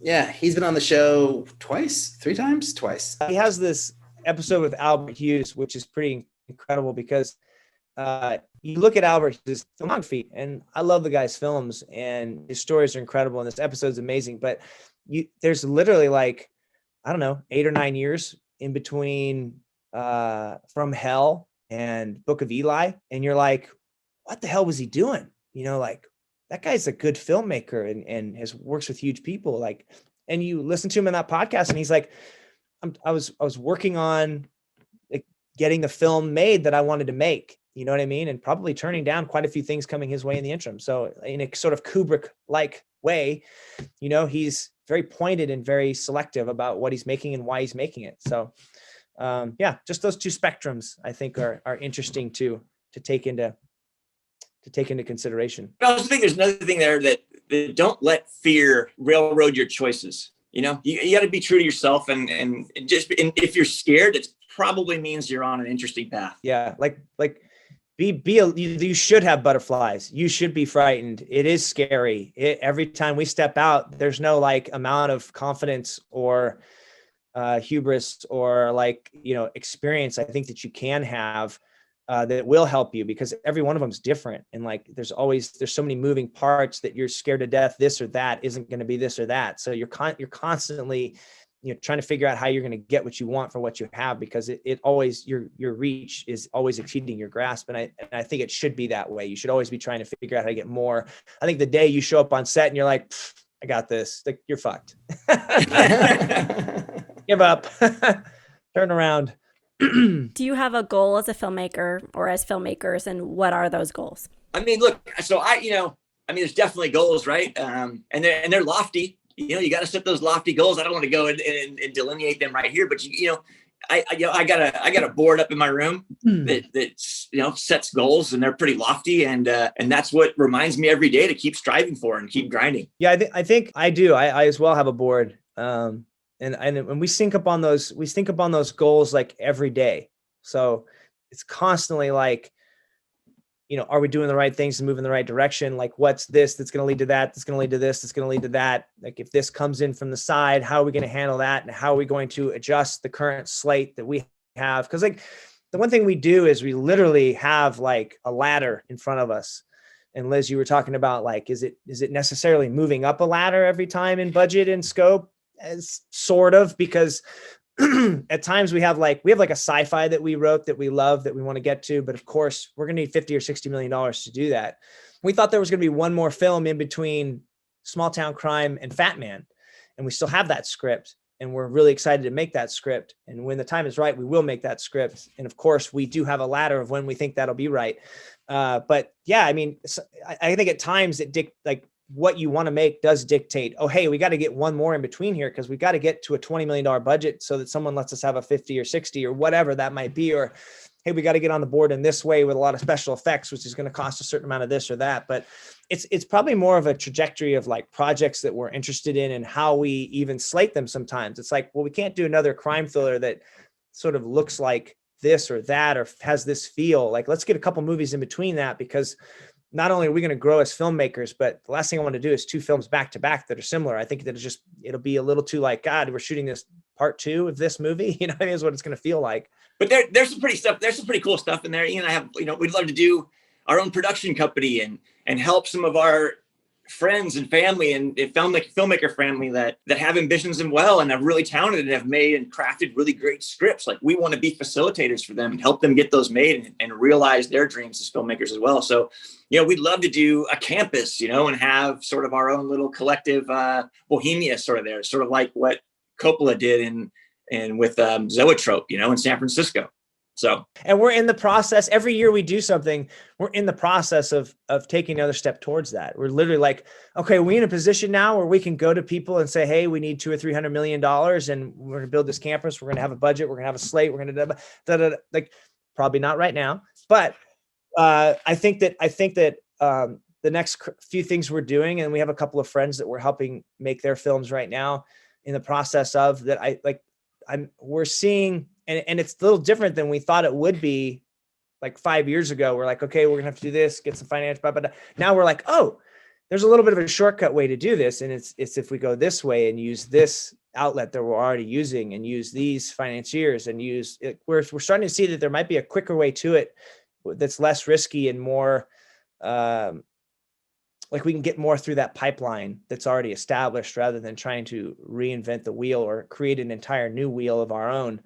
But yeah, we're constantly working on those things in our peripheral as we're working on getting our movies going in our, with EDG, with everybody's doing great. Like, a project like that'll come in and it's like, okay, yes, we have to make time to figure this out and help these guys. Cause like, this is going to be awesome. These are all people we love. And like, we want to work with these folks, If you could go back in time, what's one piece of advice you would give yourselves? Probably the one thing that we talk about the most, but then we always, I don't know if it's just us trying to be positive, put a positive spin on it, but I do see the positive in it. In that 5 or 6 years that we had in downtime, I don't think there's nothing I would look back on and go, oh man, we really, got lazy, because that never really happened. We were grinding. Like, I remember a lot of our friends who are also filmmakers and actors and whatnot at the time, struggling, busting their asses, but also sort of going out after work and partying for a couple hours to burn off that steam or whatever. And Eshom and I would retire back to our apartment. Not only were we too broke to be partying, because Esh was working at ArcLight Hollywood for like $7 an hour, and I was working at Tony Roma's, a place for ribs. And as you can imagine, not a lot of money was coming down the pipeline. We had just enough to keep the lights on. But writing is free. And so is, after you get a camera, after we have a car wreck and buy a camera, shooting becomes pretty much free since it's digital. It's like $5 or $6 a tape at that point. And we were just burning that sucker up. We were shooting every damn thing we could shoot or think of. We'd write shorts, shoot it immediately, write a feature, shoot it immediately. There was nothing holding us back. And while friends were out, partying, and they would end up leaving town in a year or two because it was just kind of like, oh man, this isn't really working out for me. Esh and I were nose to the grindstone that whole time. And I just think that time that we put in, and we still do it, like we still chew it up. It's just like, you can't stop. You have to be constantly grinding. What was the question I was trying to answer with that? Is there anything you'd do over? No. But okay, what not everything you do over. Like, what would you tell yourself that you didn't know at that point, like earlier in your career when you were younger or whatever? Keep going, grind even harder. And I don't even know if we could have, because there wasn't a lot of sleep. I remember at one point Esh decided in our late 20s that he didn't need sleep. And he was striving for that body hack, And I'm like, oh, okay. There was this whole thing that Thomas Edison was talking about where he was like, it's in his biography and it's in his notes and whatnot. And he was talking about I would do this and I would work for 4 hours, sleep, nap for 20 minutes. And then I would do this, work for another 4 hours, nap for 20 minutes. And I can sustain and create and blah, blah. And then Ash literally got in a kick like that, where he was like, you know what I need? He's like, I need coffee, quick nap. I can get back to 4 hours of work, coffee, quick nap. Like, so he was on this psychotic rotation, which ended up putting him in the hospital. Don't do this. It doesn't work. Do not do it.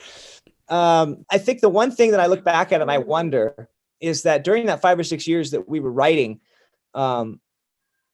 should we have we should have kept making things. It would have been great to continue to make stuff during that 5 or 6 year peried. We should have made more. Like, we've made stuff, but we should have made more. Like, we should have jumped back on and kept making features. But like we were telling you, like we were utilizing every nanosecond, trying to get a better look, because the one thing we thought that we were missing was just production level. And it wasn't because we needed another $100,000. It was because we needed to learn how to light. And then when we picked up Johnny, it was like, oh, like, here's a man who has spent, 10 years learning how to light and shoot. And then when we collaborate, I'm like, hey, we want to work on this shot. Ash boards everything out. And then Johnny makes it look beautiful. It's really like the collaboration that happens there. And Johnny obviously has his own input, and like, maybe we do a shot like this and whatnot, here and there, which is great. But he really is the guy that came in and kind of polished everything up of ours and makes it look amazing. He makes it look like a real movie. You got to have that guy or gal. Is making movies hard? Oh, hey, man. It's funny. I want to tell a story here. Yeah. About the late great George Hickenlooper. And so he did Mayor of Sunset Strip. He's a documentarian, and then he also did, like, one of his last films was Casino Jack, which was one of his, what I consider to be one of his better films, one of his best films. And I remember you're skipping the most important one, which we watch before every film. Yes. Which is Heart of Darkness, A Filmmaker's Apocalypse. And if you haven't seen that, like, you need to run out immediately and watch it, because it really is like a lifeblood for us. We watch that before every movie we've ever made, and then in between at times, because it's so, like, it gives me chills watching that documentary and hearing his wife, flatly narrate the fucking horror show that's going on, and watching him lose like 50 pounds as he's trying to make. Obviously it's about making of Apocalypse Now and Francis's journey with all that. It is incredible. The passion. Who am I going to give up on? Am I going to give up on myself? Can't give up on yourself. Can't give up. What do you say, Francis? I quit. I quit. I'm done. It's so funny. It's so brilliant. But anyway, so George, was kind enough to, and we became friends with George, like, doing, Ian and I were doing some animatics and some things for some of his pitches for his movies, and he invited us to a screening of Casino Jack at CAA, and it plays in the movies. Good. Like, we were like, wow, George, this is amazing. And at the end of it, he's talking to the audience, which is a packed theater at CAA, and he goes, okay, so if you like the movie, go out, spread the word, like, tell everybody you love it. And if you didn't like it, well, just shut the fuck up, because making movies is really hard. So that making movies is hard, like, has absolutely been a mantra of ours for like the last decade, ever since we heard him say that. And it was funny. I found your podcast like a year ago, right when we finished Fatman, and we came back and we started editing. Of course, all we're doing is editing and working out and like trying to, get this film done. And I listen to a lot of podcasts, and so does Eshom. And I found your podcast. And for the last year, I've been, diving into your archives and keeping up with your current slate. And you guys run a great podcast. So it's something I wish it was around, 15, 20 years ago when we first started, because I think you guys are shining a lot of light on stuff that we just had no idea. We had so many questions and there were no answers. You'd have to run into a filmmaker and like, try to bleed him dry of information. And you just couldn't get enough questions in to get any of the information out. And everything was such a mystery, about how to get anything. Where do I rent a camera? Like, that was even like, where the hell do we get the equipment to get this done? And where do I find the people?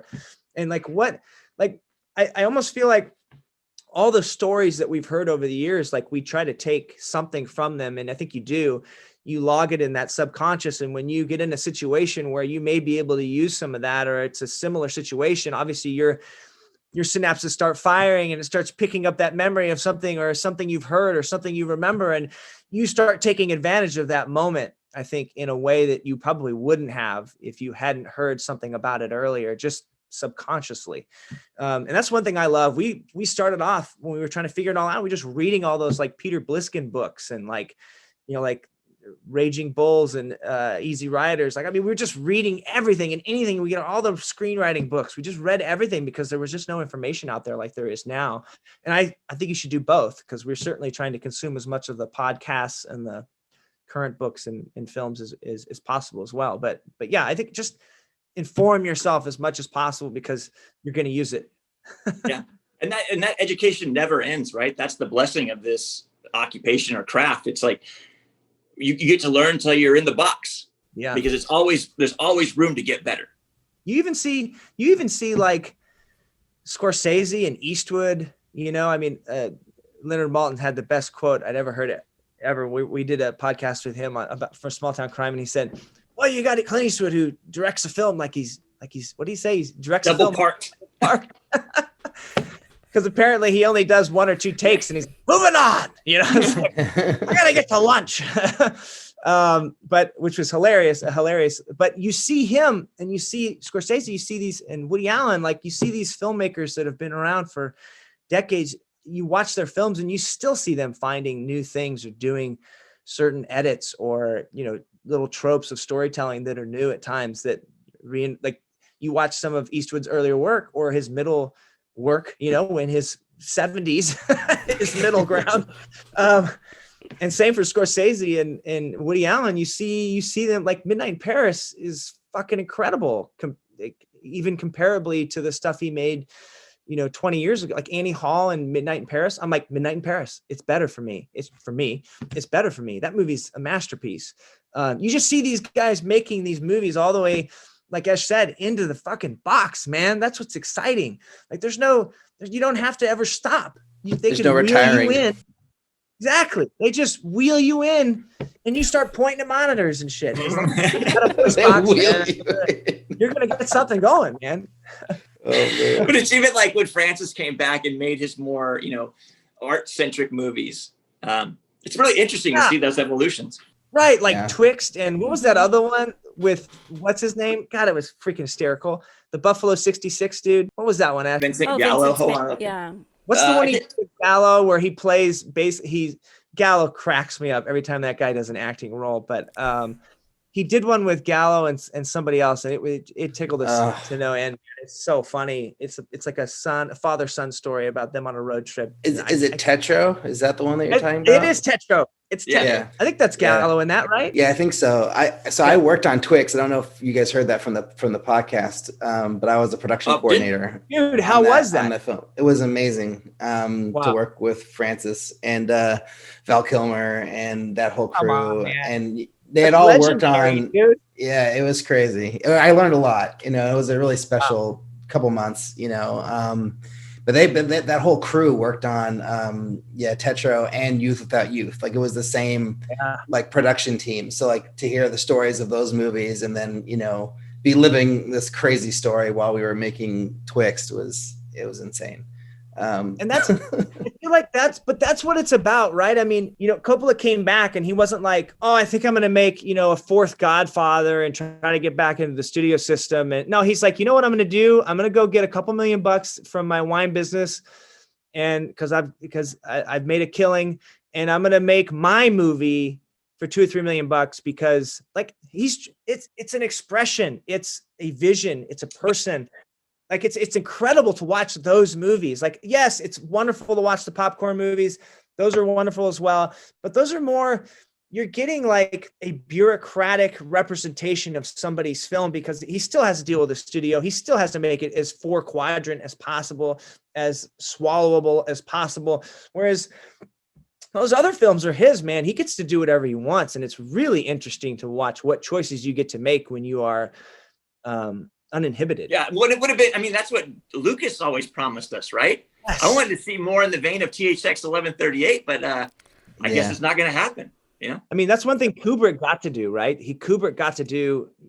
It feels like because he took so much time and so much, like he made movies for himself, and there's there's something to be said about that. Like, I love movies like that. I love movies where even if I don't like the damn movie, I get inside that guy's or that gal's brain for 2 hours and I get to just kind of hang out and be a fly on the wall and watch crazy shit go by. And like, whoa, what were they thinking? Wow, that was incredible. And there's always little things to steal in there. You're just like, oh, wow, that's incredible. Like, and it gets your mind humming, you know, and usually a lot of the stuff that's a little more popcorny and down the line, even if it's a masterpiece like Godfather, like there's brilliant things to take out of there, but it's still pretty conventional. You know what I mean? But then you get something that's totally unique and off the rails like Mandy. And you're just like, yes. Oh, cut me loose. You know, you're like, give me some more of that. Like, yes. Nick Cage in that bathroom, like, get out of town. Like, what are we talking about? And that guy goes in there and those like the guy's all cracked out and he goes in the house. There's so many amazing moments in there. Is it, you know, and it's not a 4-quadrant movie. You're inside this guy's head who's obviously, you know, that director obviously has an affinity for like the heavy metal magazine of the 80s. And he's just got all this imagery that needs to come screaming out. And it is incredible. Like, that's the stuff that you just want to grab onto and run with. So, and circling back to Fatman and like what we want to do with ourselves is a good way to kind of to bring this up. Like, that's what we're after. We're after making movies that get us excited. And we're not that worried about, like, we've always thought that let's just make what we want to make and do our thing and be not stubborn, but as driven to get our vision out there as possible in the best way as possible. Because like when those moments meet, and we've seen them kind of going like this the whole time we've been making stuff, when making a living and making your art become this, you know, the same thing, it'll be all that much more rewarding, you know, as, you know, we did it our way. Well, you guys are living the dream, because when you get to deliver a psychotic Walton Goggins playing a hitman who has a vendetta against Santa Claus, and it's like, and you see that happen in a movie, and then, you know, to culminate at the ending of the film with, you know, Mel Gibson as Santa Claus fighting Walton Goggins as this like crazy killer. Yeah. You guys put something out there that you would never see in I never thought I would ever see in a million years. Well, that was that moment where they're squaring off was honestly, it was such a cathartic experience for Eshom and I. That moment, especially for me, because that scene and that sort of Leone kind of standoff, like, had been in our heads for 20 years. It's a lot of what we grew up loving and cherishing and wanting to make a part of our art. And it was finally two people squaring off, and you just have to think that it was literally snowing, you're freezing, but the atmosphere is there. It's snowing. These guys are 40 feet apart, squared off on this terrain that we built. We put in the car, we put in the tractor, we put in the wood pile so that they could have them as obstacles moving towards each other. And they're yelling at each other. They're yelling these lines back and forth. And it felt more like we were a documentary crew, because it's daytime. You don't have a big lighting setup. You've got a couple of little pieces of diffusion, and you've got some silks, and you've got a camera. Boom. And you're right on them. Same with Walton. Boom. You're right on them.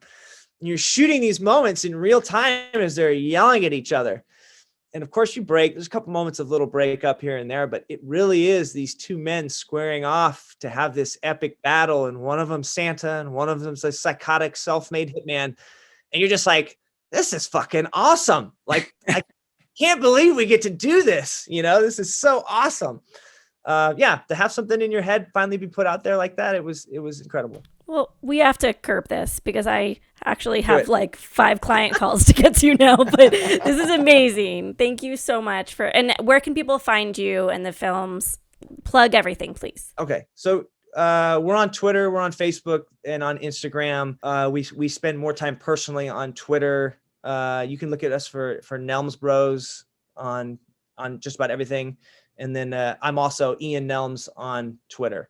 I'm there quite a bit. And all of our films, most of our films are up on the on-demand platforms, and you can get, you know, if you're into hard copies and special features, you can grab those too on the old Amazon empire. And what about Fatman specifically? Like, where can we see Fatman right now? So it'll be on all of your on-demand platforms, and then Fatman just came out on Blu-ray and DVD the 26th. Thank you guys so much for your time. Really appreciate it. So, Alrik, normally we do these segments like a few days after we do the interview, right?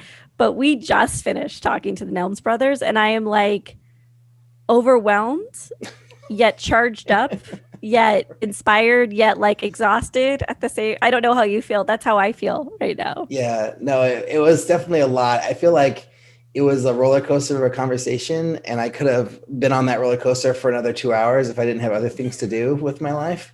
And just kept on asking. Like if I went on to like a coffee meeting with those guys or a lunch meeting or something, it would probably never end. Like I would just be talking to them forever because there's just so many you would learn so questions. much. It might be worth it.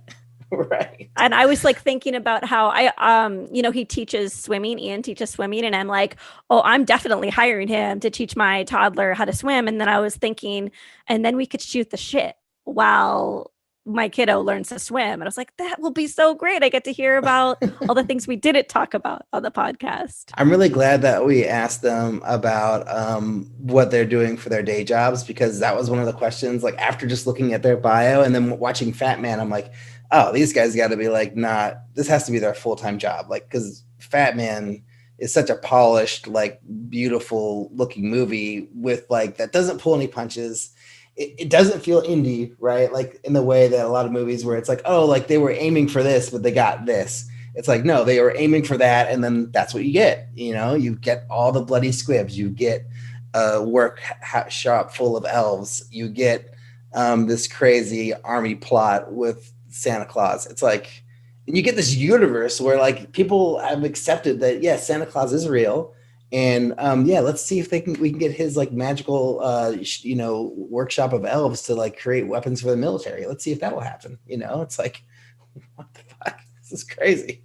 There's so much about that movie I didn't get to talk to them about, but I feel like we got enough Mel Gibson stories. We got enough things out of that was really, I think it was good, but I could probably ask them, 20 more questions just about the movie after seeing it. That's why I want a sequel. The one thing I wanted to ask came to me via Sean, because we watched the trailer this morning and Sean's like, oh, it's just like that movie within a movie in Scrooge where Lee Majors plays the action hero version of Santa Claus.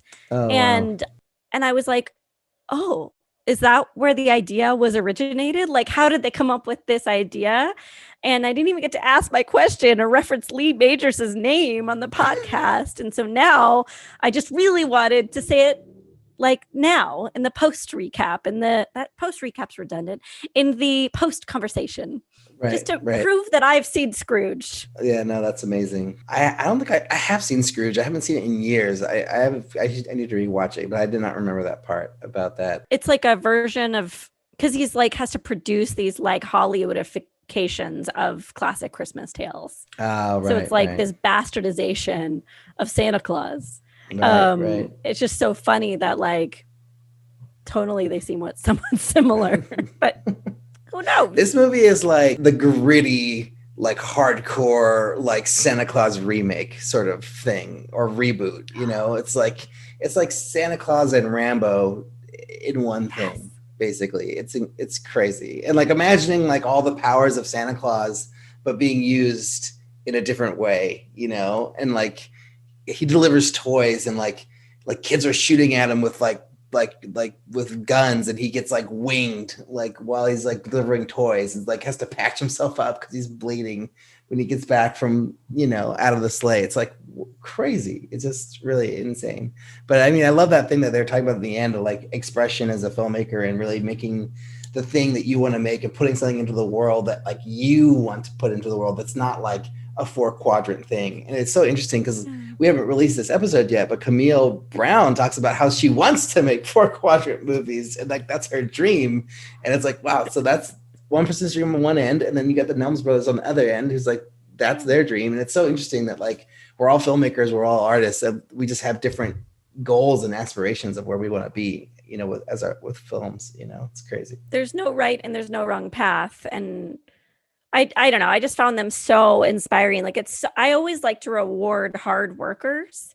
And I just look at these two and I'm like, they are fucking hard workers. Like if I were, on one of their productions, I'd want to work half as hard as they do just by watching how their intensity. It's really inspiring. Right. So yeah, it's great. So I hope you guys enjoyed it as much as we did. And I think it's time to get to Get Shorty. So you make movies, huh? I produce feature motion pictures. I got an idea for a movie. So this week we have a short film from filmmaker and listener Kyle Kenyon called Dad Pals, which is totally insane. Kyle wrote this really sweet, amazing letter about how much he liked the show. And he wasn't even really pitching for Get Shorty or anything. He was just like, just watch my work. This work is awesome, which maybe is like the really soft pitch that like, I don't know what it is, but it was great. It was just a really sweet letter. And I watched all his stuff after reading it. And Dad Pals really spoke to me. It's not his like the short he was really like putting up front. He was like, oh, watch this one first, and then here's some other things I made. And I just found Dad Pals, and I was like, wow, this short, it's nuts. So here's Kyle to explain how and why he made this insane short film. Hey, Liz and Alrik, thanks for having me on the show. I'm a huge fan, and it's really exciting to be on here to talk about shorts because I feel like your podcast is one of the few that I've listened to that really like give actual attention to short films and not just features. And that's cool because a lot of us are making shorts all the time and features are, such a longer process. So I'm really excited to be able to talk about mine. The reason we made this as a short was really because me and a lot of this same crew spent the last 3 years working on a nearly 2-hour long series that we released online. And so I think after that we were like, let's start doing things where we can get a little more immediate satisfaction from them and kind of take a break before we do another long thing again. So that's why we decided to do this as a short, under 10 minutes, just to kind of see if we could again, kind of go back to something smaller than we had been doing before. The reason I went with this story is because it actually came from a friend of mine who's in the short. We were both talking about, I think it was Christmas or Father's Day or something, and we have a friend who's very close with his dad, and he always kind of talks about like this great advice his dad gave him and all this stuff, and me and my friend aren't very close to our dads, and so it kind of became like a running joke where we kind of made fun of his closeness with his dad. But really what we wanted to do in this is show that like that joking also comes from kind of a sad place, and that's what I like to do with comedic stuff, is kind of show like what's a funny thing about something that's really kind of sad, if that makes sense. The way we came up with the funds was my credit card. This was a very cheap project overall because it was mostly all people we'd worked with before, and it was during pandemic, so we had to keep a very small crew. Everybody had to be tested and kept separated as much as possible. So people were willing to do things for us a little cheaper than normally. But yeah, basically at the end of the day, I funded it with about half of it was from just my day job, and the other half was from my credit card, which everybody says not to spend your own money on your shorts like that, but then everybody also does it. So I usually just do it, but also I don't recommend it.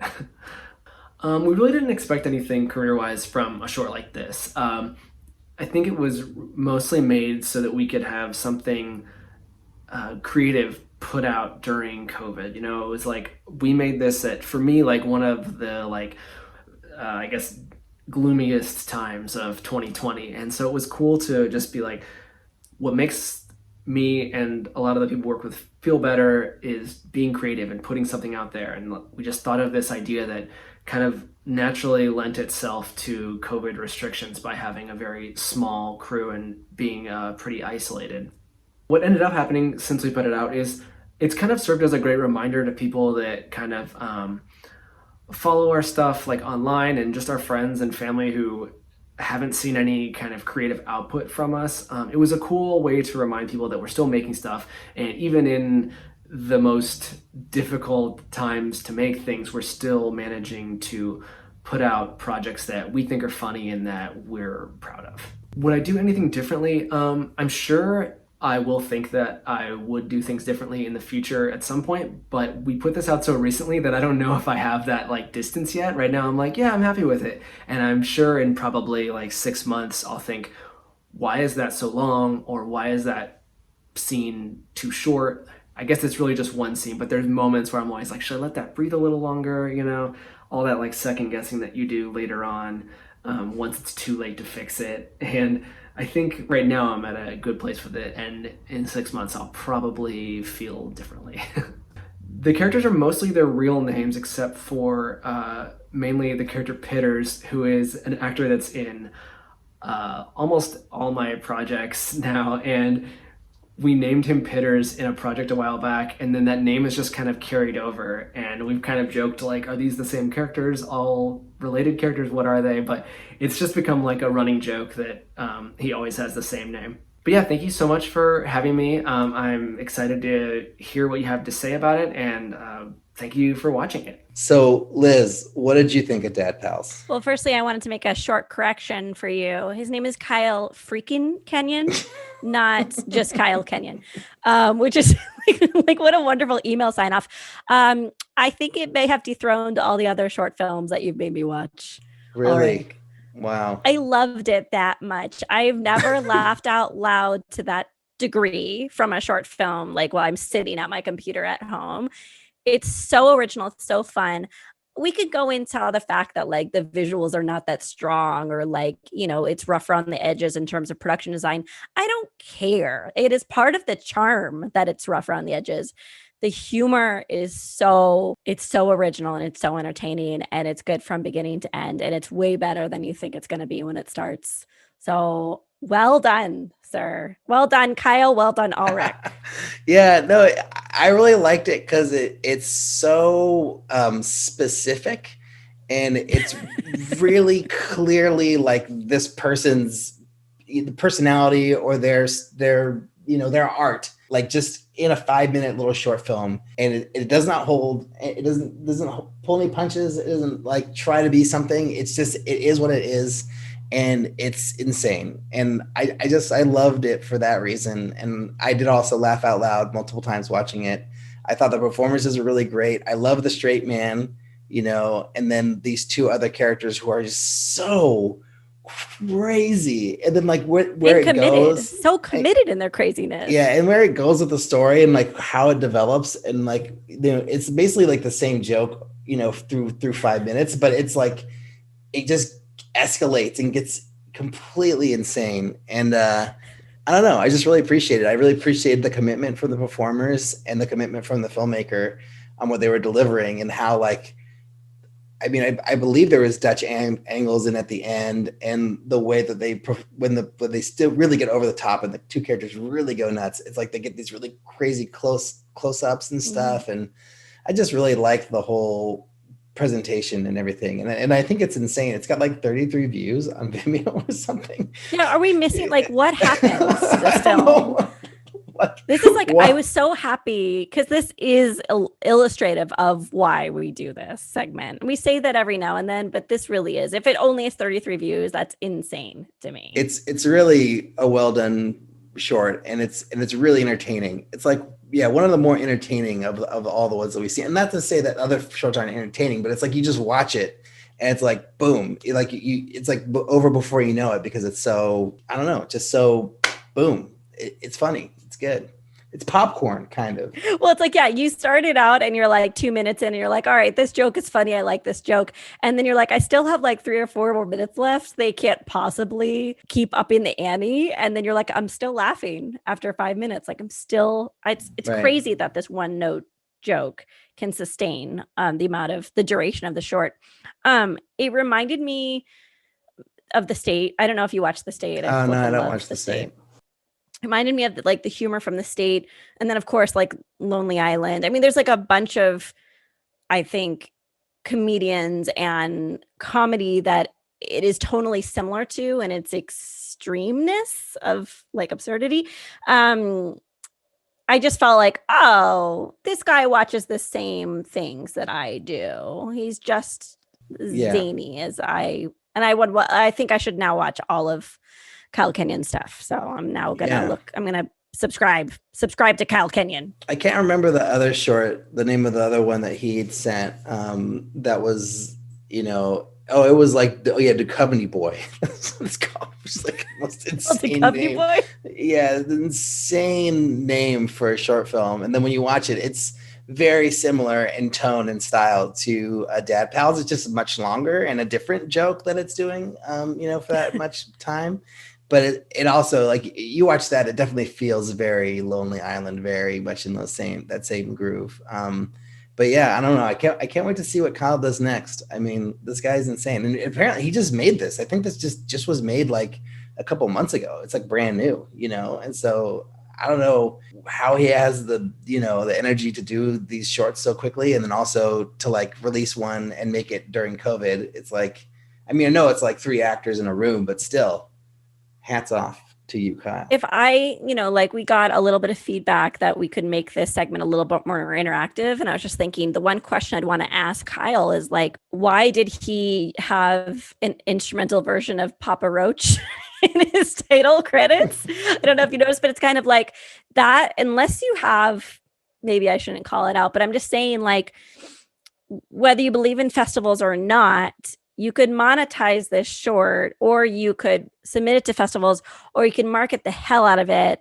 And that would be the red flag that I would identify to change before he really goes balls to the wall in promoting this thing, because everything else is original, right? Yeah. Except for this one thing. So I'm going to unsolicited feedback. I guess it's solicited because the whole point of the segment is feedback. Is to change that song and then promote it like hell. So, and we'll help. Okay, there you go. Love it. All right. Well, I think, be curious to see what other people think of Dad Pals. So if you have a reaction to the short, we don't really get reactions to shorts very often, but I'd love to hear what people think of the shorts we're picking. So write us in, send us something. And it'll end up on this next segment. Liz, you've got mail. My breath catches in my chest until I hear 3 little words. You got mail. So we got a new iTunes review from NAK, who said that they love it and that they just found the show as an actor gives such a fresh perspective. Interesting. Well, thank you, NAK. Can I assume this was a 5-star review, Liz? Yes, you may assume that. Nice. Thank you so much, NAK. And I like that actors are listening to the show too, because I feel like anyone can really gain from this, even if you're not in filmmaking, of course. But I feel like it's interesting that we're getting actors input on the show. Also, last week I talked about we had a new YouTube comment from Gary Kennedy, who's just the best and leaves us comments. So this is from the Andrew Peterson episode. Where we talk about why haven't they fixed the cameras yet.